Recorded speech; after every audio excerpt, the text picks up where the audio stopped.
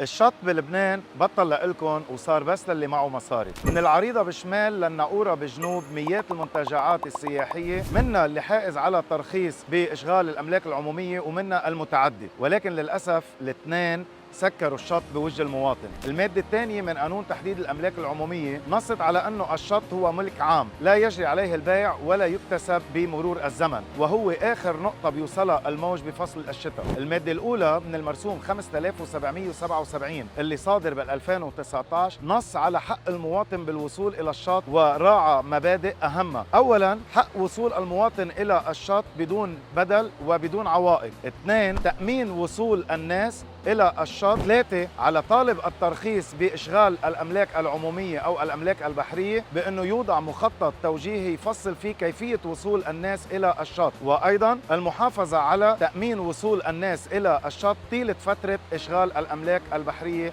العمومية. اللي بيخالف هيدا المرسوم يعاقب بالغرامة المالية وأيضا وقف العمل بالترخيص إلى حين إزالة المخالف. للأسف هيدا القانون أو هيدا المرسوم بقي حبر على ورق. السؤال ما صار الوقت إنه يتطبق هيدا المرسوم؟ وأنتم خبروني بالتعليقات وين في شط بلبنان ببلاش؟